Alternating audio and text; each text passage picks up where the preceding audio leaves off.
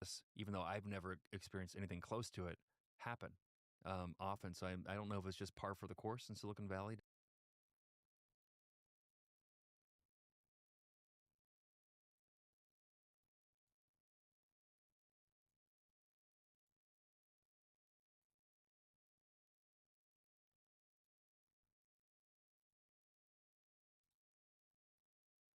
to have Mm. $10 million wires, but certainly not for No. me. So how much did you actually win in Beast Games?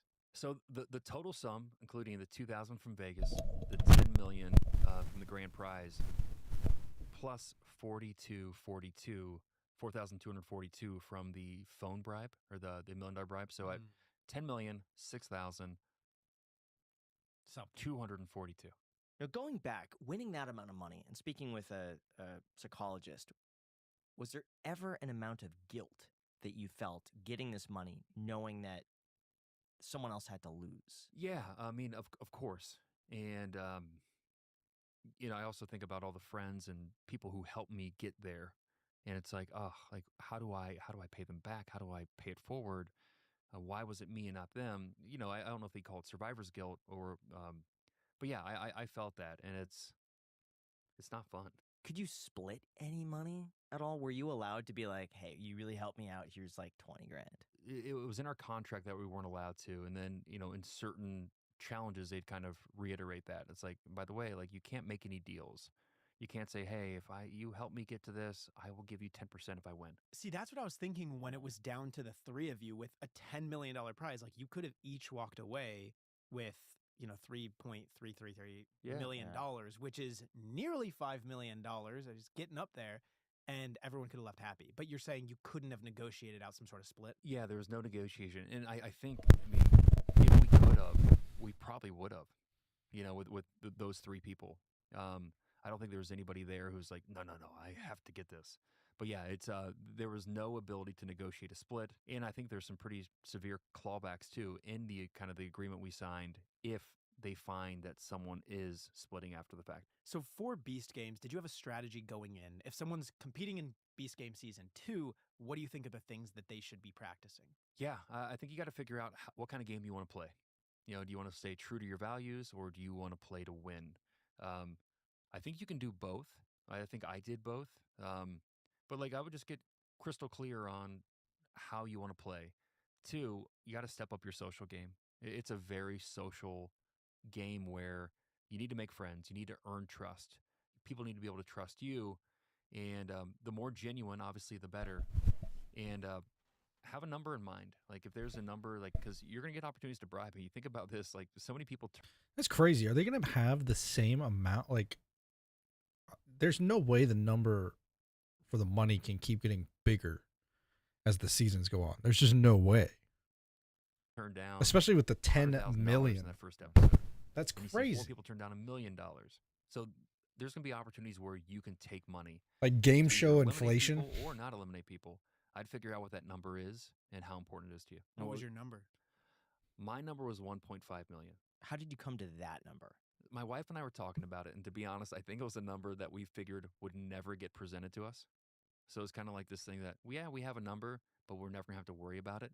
Because like I wanted to go all the way, and when I signed up and I told my wife, hey, I want to be in Beast Games, like it's gonna be an awesome platform to talk about Lucas's disease, and she looks at me, she goes, if you're gonna be gone for a handful of weeks, you better win this damn thing. And like that totally shifted my mindset. Like, And he oh my did. gosh, And he I can did. talk about Lucas and win this thing.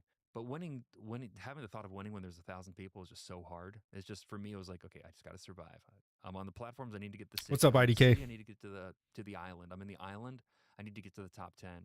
And once you kind of got there, it's like, okay, I got a shot. So it was at the top 10 when you first realized, okay, like I can actually win Beast Games. It was probably right before the top 10 on the elimination train, when it was the top 21. And once I learned the rule set of the elimination train, I kind of go, I feel pretty safe. Like I feel like there's an 80% chance I'm going to get through. And so I was able to see myself in That's the top pretty 10, early. where I kind of go, man, if I get to the top 10, I have a 1 in 10 chance of winning. That's way And I think that's way earlier than I would have thought that he could expect that he could win. Like that's still pretty early on the train episode. I've built very good social capital and good relationships, and I think I could do a great job. Like, I can win this thing. Do you think it's more effective to be a leader or a follower?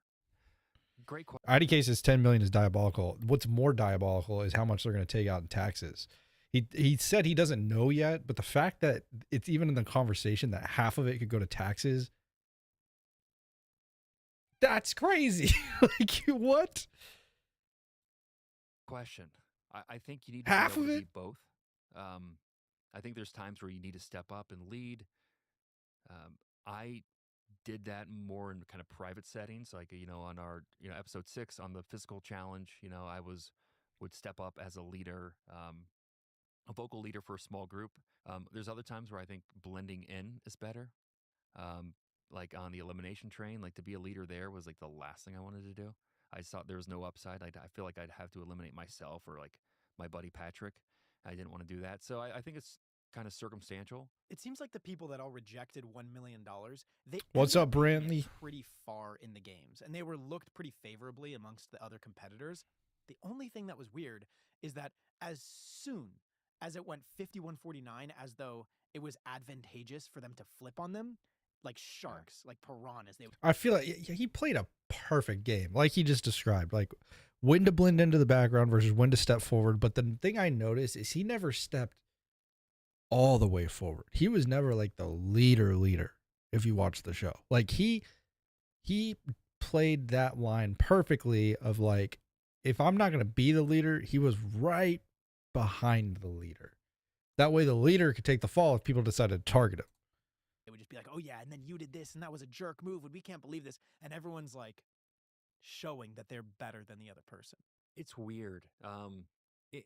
In the games, there's really fresh memories. Like people remember what happened yesterday in the last challenge, and there's also like this unspoken reciprocity. So think about the $1 million bribes. 3 out of the 4 of them made it out of the cubes: Dino, Tawana, and Jeremy. Then the next thing is the helicopter rides. Tawana gets selected for the first helicopter. Dino gets selected for the second helicopter. So there's one captain left, and now we have the 110 coins. Jeremy gets 103 of the 110 coins. Like people are always You know what moment was the best to be hidden or social? Yeah, he knew exactly. I mean, he kind of nailed it in that regard. wanting to give back to these people who step up. He kind of nailed But it. then again, in the helicopter, you see that reciprocity didn't last long, where people were stabbing Jeremy in the back in a matter of minutes because he didn't do what they wanted him to do. I felt so bad for him Yeah. in that moment because he was one of my favorite players. Same with Dino. Just turning down $1 million like that in front of all these people takes so much control. And then to see people now look at that negatively is like, oh, but yeah, he did that, but this.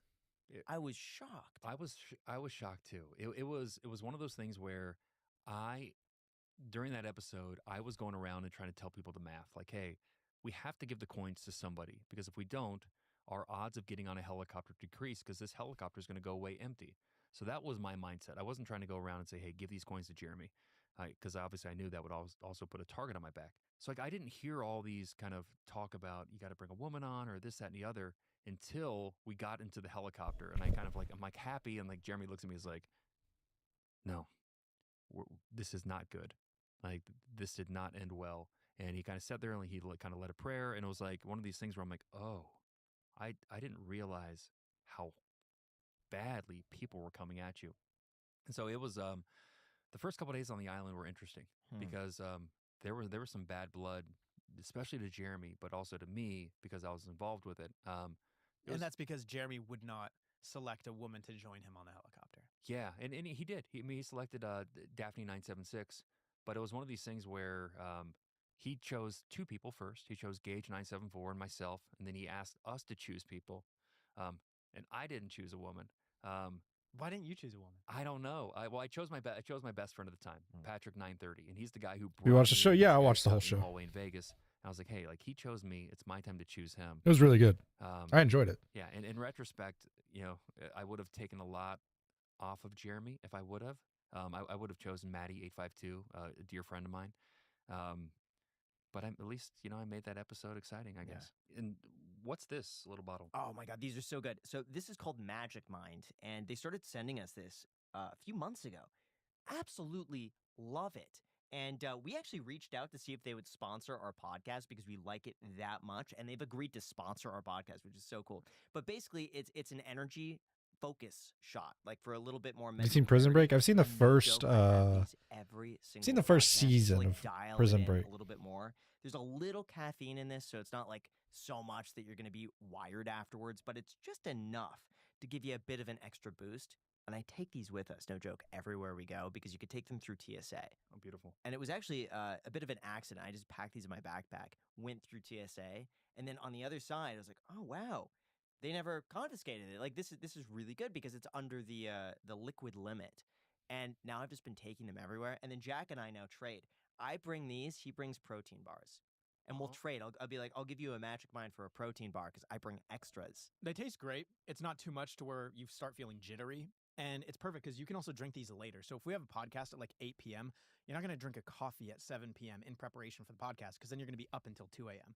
But this right here, I've had success drinking it later in the day. And it's great. Yeah, it And just you can hones still your get focus. still get to sleep. Yeah, it's not a lot of caffeine. It's just Yeah. a little bit, yeah. Yeah. I'm gonna try it So out. we have a link down below in the description. If you want to try this out, it's really good. It tastes like a bit of a matcha flavor. It's delicious. So again, the link is down below in the description. We got an exclusive offer with the Iced Coffee Hour. They were kind enough to say yes to sponsoring us just because we genuinely like their product. So the link is down below in the description for anyone who's interested. This is super good. I told you. I thought it was gonna be like more like vegetable-y. Like that's how. It tastes like That's such- probiotic-y, huh? Yeah, such a What games do you play? I play a lot of different games. Yeah. Right now we're doing a playthrough of Kingdom Come Deliverance 2. I'm just taking a little bit of a break this evening. And then what else have we played? We played Avowed recently. Wasn't like totally my cup of tea. I played Civ 7. But funny enough, with Civilization 7, I was having a lot of issues with all my social medias when I would upload videos of it. It would get flagged for different reasons. So I don't know what the problem was there, but there was a lot of issues with that. And so I had to stop posting Civ 7 content until they get that sorted out. But yeah, there's a lot of stuff coming up that we play too. I'm all over the map with what I play. Pretty much anything, you know, I enjoy. I definitely lean towards like RPGs and stuff like that. Oh yeah, Call of Duty. Play a lot of Call of Duty. A lot of ranked play. We got up to platinum, and I was trying to get into diamond, and I stopped right around when season 2 started for Black Ops. unique flavor. Yeah. Yeah, but it's like the ones you go to the grocery Yeah, store and we it's play like everything. $8 for like a little, health and wellness shot. Oblivion, yeah, I love Oblivion. $8. I can but- taste Love the that. passion fruit. Like Hoping they make a mouthful. remake of That's sweet. Oblivion. That's We might be cool. able to get him to send you some. Yeah, we'll actually give you a few on the road. I Awesome. like them. Yeah, They're that'd really be great good. for the Oh, for the ruck. Yeah, Yes. perfect. How much was luck versus skill in the game? Season 1 of Beast Games had a lot of luck and a lot of chance, but I think less than most people think. So, are you guys kind of familiar with how we got our jersey numbers? No, could you explain it? So, I was number 831, and it wasn't randomly assigned. It was back in Vegas in episode 0. On the third challenge, we had to go get our flags, and whatever flag you go get and are able to kind of successfully capture is your jersey number. And so, there was actually 1,100 flags. So the people who went and got flags 1 through a couple hundred were the ones, hey, I got to go out there first. I got to get this flag. It's mine to get. Oh, I'm going to beat you. And in the first episode in Beast Games on Prime, you had to have someone self-eliminate your row. There was 3 rows that did not have anybody self-eliminate. It was the first row, the second row, and the fourth row. And these were the numbers kind of 1 through, let's call it 1 through 170.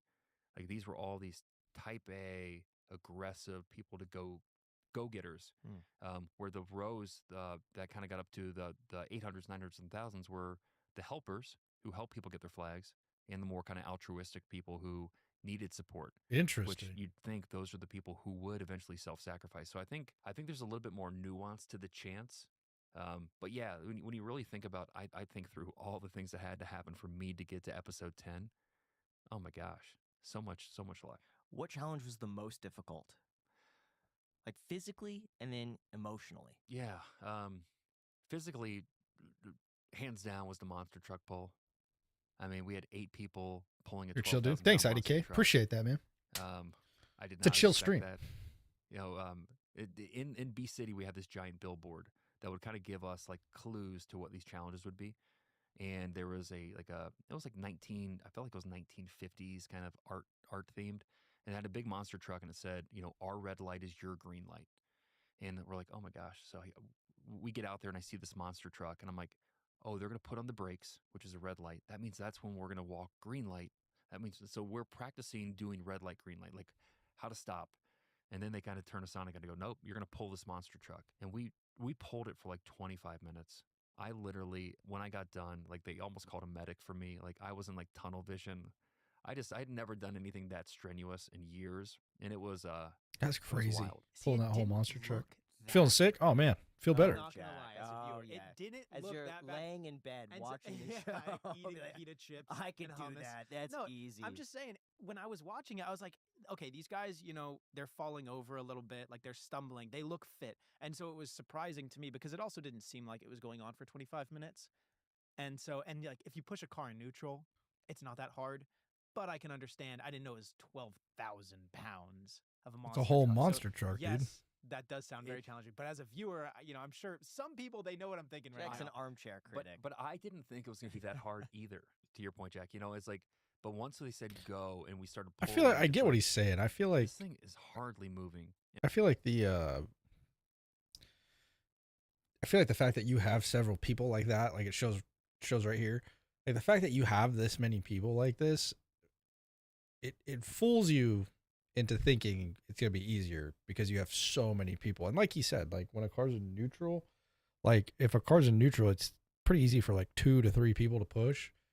So I could kind of see it.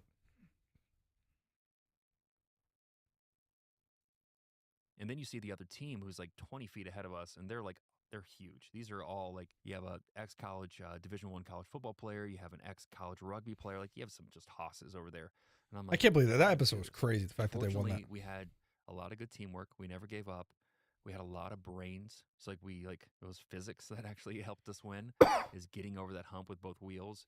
But that was so fun. That whole episode were filmed in one night. So we did that. We waited an hour. We filmed kind of the flags. We waited an hour, and then we did the dead hang. And it was one of my favorite nights. How late did that go? I think we probably wrapped around 5 a.m. Wow. So if the guy's hanging on the thing at 5 o'clock in the morning. Oh yeah, and and once you get into the games, like we film a lot at night, so you're sleeping in. We're always getting 8 hours of sleep if you want it, but it is so fun to film at night because just knowing, and I think about like everybody's sleeping, and here we are doing things that you can never imagine a grown man doing. That It is was crazy. It was so fun. So That's what was the cool. most mentally challenging? I would say episode 3, the cubes, was super challenging, and part of it is like it was kind of early on, and we had one of you will get eliminated out of your group of 3, and my group of 3 was me, 808, and 204, and 204 Chris, a great friend of mine. We're like, oh my gosh, how's this gonna? Say See, look, if we just sat down for a couple hours, we could come up with yeah, that but I stuff. would never guess a horse. Never. Me neither. They probably had every animal. Oh, and they had multiple dogs. Like many people asked for puppies. One Landry asked for. She said, "Hey, I'm going to eliminate, but I just want to have a princess party," and like they brought all the princess and prince gear. Like, how did you have that? So I would love to see the BTS on that room. My guess is they had to have. Somebody put in the comments, and I think they're exactly right. I think it just has to do with they had an Amazon warehouse nearby, and they could just direct stream stuff from there. Someone at like a Walmart and a Target nearby, and they call in, we need 5 Monopoly I sets. think it's got. Aside from like the bigger stuff, like the animals and things like that, but anything they had to buy, it probably just came from the Amazon warehouse. Be that. There's no way they You know have where it they're all buying it. already ready to go in a room. And then just return it massively. I mean, Or like an Amazon I'm gonna warehouse. have to ask Jimmy and see. Because like- there's sizes too. Like, do you have like a princess outfit in every size? Like, would you have it in gram size? as Right. well? Or Jack's size, the plus size.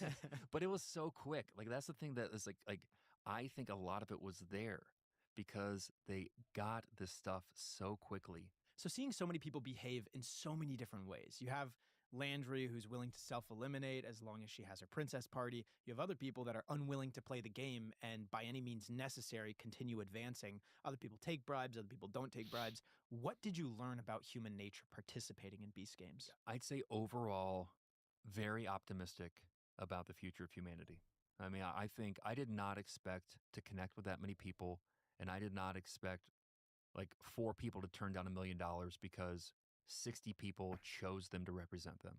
I did not expect people to kind of play hard but play with integrity, and I just didn't expect to forge these friendships. It's one thing to like you're in the games, you forge these friendships, and it's like, oh my gosh, this is great. This works for now. But after the games, I'm still friends with these people. We still keep in contact. Um, That's good. so it's kind of like I'm you glad to think hear back that. some of your jobs. You got to go, oh yeah, I was really good friends with this person while I worked with them, and then you guys go to separate jobs, and now you hardly talk. It's interesting because I feel like through talking with you and as well as watching you on Beast Games, one thing that I feel like helped you out a lot is that your actions are very divorced from your emotions. In fact, as a viewer, it was even hard to tell your emotions at times. Like sometimes, there was a little sympathy, sometimes a little bit of this, sometimes a little bit of that, but it was never too far deviated from just like a cool and collected state of being. Do you think True. that was one of the main contributors to your success? I noticed that too. Do you play poker? I do not. Don't play poker. Don't You had play. a good poker face. Yeah, I mean, I think don't ride the highs too high or the lows too low. You kind of like Rudyard Kipling's "If" like, and also I think being a father of a rare disease special needs kid definitely teaches me how to listen better because I mean I really need to figure out what he's telling me and what he's feeling, and also try to feel with him. So like being a dad of Lucas, you kind of go, gosh, do I try to fix him or do I try to connect with him? And the more I connect with people, I think it really benefited me in the games. Was there ever a moment where you lost your cool or you fought with other competitors? Oh yeah, I mean it didn't get too heated, but in episode 8 when there was $1 million, we each had an opportunity to kind of go to the pyramid and take as much money as we could. My friend JC566 took 650,000, and it was That just, was from my insane. experience with him, he was a friend. I didn't expect it from him, and so I kind of called him out or at least shared my experience with him that night and the next day, and it was 2 grown men having a heated conversation. And again, like I believe that maximum growth comes between the pinnacle between support and challenge, and this was kind of a poke in the chest to a friend. And it was a good dialogue, but it wasn't like, no fists were going to be thrown. At the time, I was heated. Once you watch it, you realize, again, it's a game. He had an opportunity to not eliminate anybody and to take the money. And again, whether he pays down his entire mortgage or he pays down some of it, or he gets rid of all of his debt and now he can put money into kind of a 529 plan for his kids, like, good on him. Good on him. And then Yeah. afterward, he kind of threw the alliance under the bus. And I think that's what kind of was like, man, come on, what are you doing? You just got your money, and now you're taking out on us. Like, what's this about? It Yeah, that interesting was to see a little bit of a switch though in crazy. his behavior. Like Oh, you yeah. said, before and after he got his rewards. Yeah. So, but I have to look back at it. It's a game. And I think in season 2, you'll see a lot more play like that. But see, it's interesting you say here it's a game, but then also I see Jeremy not taking, and Dino, the $1 million. To which your point, it is a game. Taking $1 million at that point and turning it down in episode 2. I saw Ben Shapiro's reaction to it. He got very heated. Did you see his video? Yeah. He got very upset that no one took the $1 million because he says at that point it's a positive expected value. When you look at your chance of winning across all these people and you're offered 1/5 of the prize pool, it would be dumb not to take that money. It was the expected value was like $1 million Significant. for anyone rejecting $1 million in that moment. But then if you did the math in terms of the amount of contestants left over and the prize pool at the end, if you evenly distribute that, it was like $5,000. Yeah. So it's $5,000 per chance or $1 million in your pocket. And everyone rejected that, which is insane. Yes, I look at that as like, hey, it's a game. You're on a game show, and you have But a then chance again, to win. Graham would have. I feel like that's just humanity, though. Like, that's where humanity comes into play. Like, you have all these mathematical expectations, and that's where humanity makes the difference. Like, going against all of that. have like taken the first bribe opportunity. Like he's standing on my the end would be over the thing, 10 grand. No, it would have been the first round, eliminate everybody in your row and take like $10. He's like, well, it's a couple coffees, you know. Well, I mean, I think it all depends on your intention in going to the games. Like I think like there's one reason to do anything, and it's as a sign to the universe of who you are. You know, and like it's like if you went into the games with people you love, if you told your wife, hey, here's what I'm gonna do, here's my number, and guess what? If it means I'm gonna have to sacrifice people to do it, I'm gonna do it. If you haven't had those conversations and you want to show the world, or you want to show the world through your actions who you are, whether people are looking or people aren't, I think that's what we experience with Dino, Tawana, Harrison, and Jeremy. Is this is who they are. Like if they got chosen to represent them, they gotta go, I'm not gonna let you down. Granted, it cost them $1 million, but I truly don't think any of those people regret it. I've talked to them all, which is just wild to think about. I think it's more of a testimony of That is crazy. who they are as a Can't person imagine. versus kind of what they wanted to do in that situation. Do you think a lot of players weaponize sympathy in the game? For example, they kind of acted as though they were feeling sympathetic towards other people's plights, but in actuality, their mind was set on the $10 million or the $5 million goal. I didn't think so at the time. Like I maybe I'm naive or maybe I'm too trusting, but I didn't think people had ulterior motives with sympathy. But like after the show, it was so fun to like have friends call me like, hey, asking me different questions about every episode. And I have a neighbor who's a psychologist who I'm good friends with, and she would ask me these questions, and she goes, you know, crying definitely is a tactic for narcissists or so and so to induce sympathy, like especially in situations where you're trying to get something. Maybe that's not yours, or you want to get something from someone else. And so, like, it made me kind of like look back at the episode and kind of go, wow, wait, did this person deliberately do this in order to get sympathy to keep moving on? I'm not sure. See, that's the thing. It's like when a lot of people got eliminated, a lot of people would cry that they got eliminated. But at the same point, that's the objective of the game, is to continue on.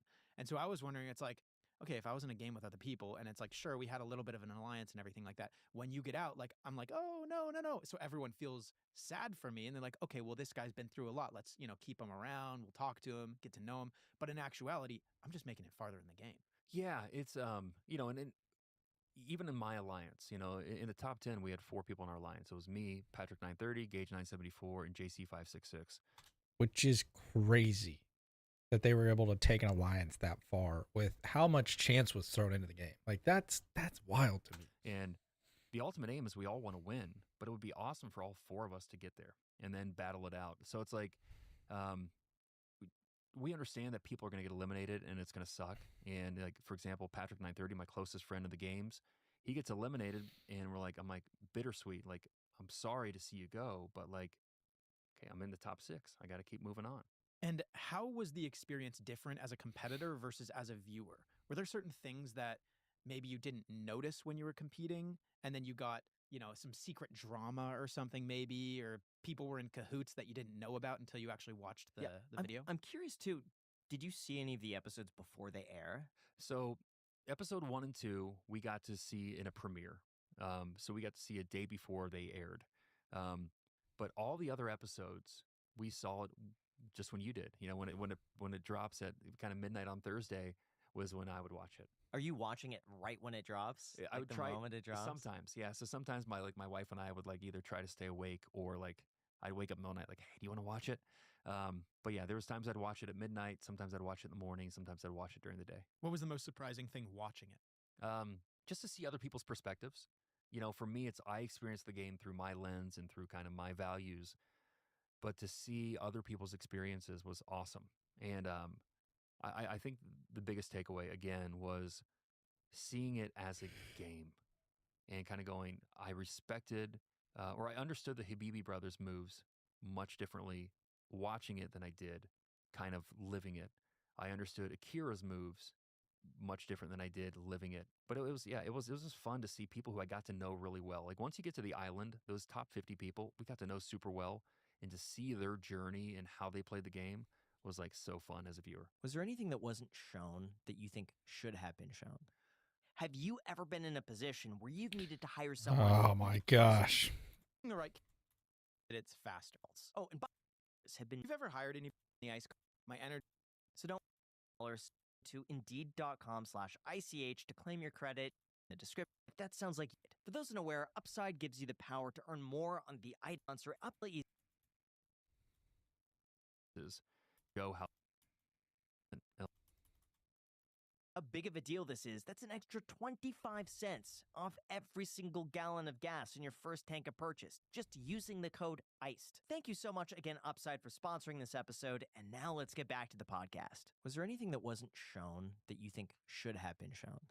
I think there was a lot of character development, a lot of the game being played between the challenges. So at the meals, while people are hanging out, like, I think a lot of this game is social. So it doesn't show how people are building their friendships, their alliances. And yeah, it would have been really neat to see some of the alliances, how they were formed. Because there was more than were shown. I thought it was really interesting when they had introduced Your Secret Alliance. I thought that was something that they could have leaned in a little bit more, because that introduced a whole different dynamic as a viewer to pay attention to be mindful of, and it just gave a lot better perspective. It was I agree, but I think it would also be really, really hard, right? Like, that is a massive amount of content that you would have to show. So the first thing that comes to mind is they would just have an attached like channel that would be able to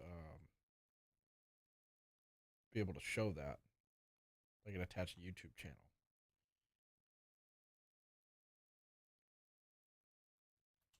a lot more enjoyable. I liked it a lot. Oh yeah, no, and I think when I think forward to season 2, and again, I'm no writer, but I think you'll see those alliances or those characters get developed earlier, because yeah, it was so juicy. Like that was my favorite one of my favorite episodes to watch. Is you have the family reunion, which was like literally one of the top 5 moments of my life, and then you have this money grab and this like the first kind of tension of the game. And I think seeing more of that will allow people to understand characters much better. What I find interesting is I feel like you have to, like, if you were an employer, you could look at Beast Games and take the final 20 competitors and put them on some sort of a curve of personalities, skills, intelligence, and they would be outliers in terms of a positive way. I feel like you have to be in terms of social skills, intelligence, everything. And I'm curious, because of the amount of self-elimination games that they had, if that could somehow throw a rock in that distribution. If instead they had more competitions, like I loved the intelligence one, the chance one was interesting, as well as the physical skills one. If more of the stuff were like that, more of the competitions were like that, by the end, if you have an even more refined group of people that, one could argue would be good to an employer, or just overall like an exceptional being. Jack, you're spot on.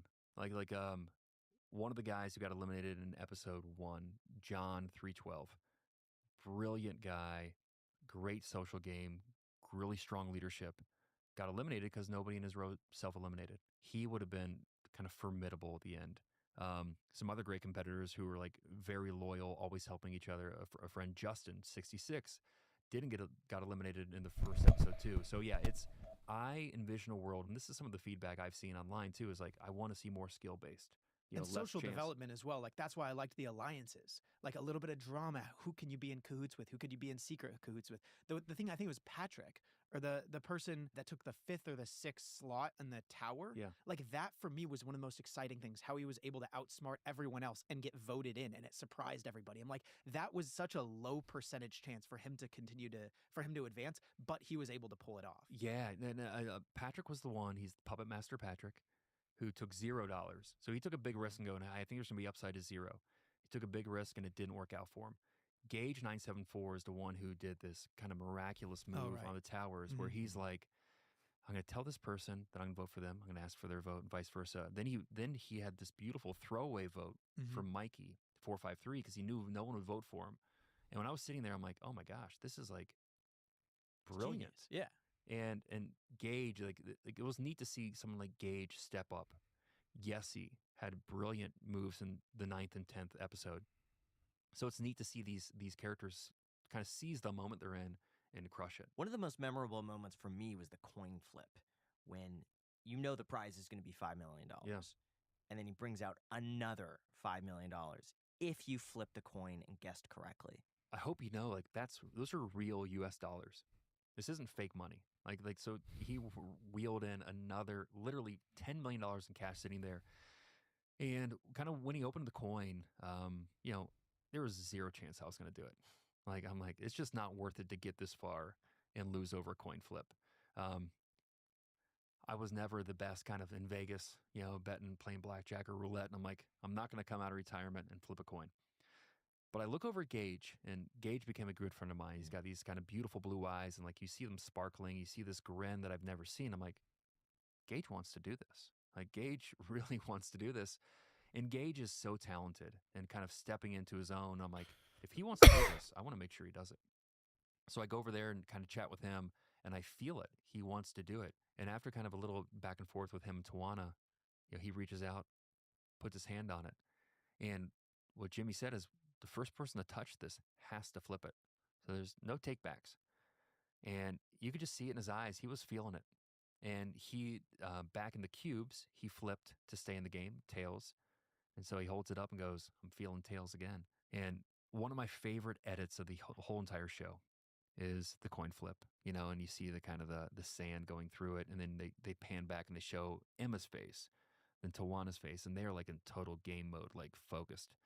And then I'm sitting here with my eyes half open with a little smirk because I'm just feeling so good for Gage. And he flips it and you hear the coin rattling and my eyes are still closed. And I hear Jimmy kind of like sounding devastated, like, and I'm going, oh no, we didn't get it. And then it hits me. This is Jimmy's money. He is pissed because he just lost $5 million. I look at it and I'm like, I got goosebumps thinking about it.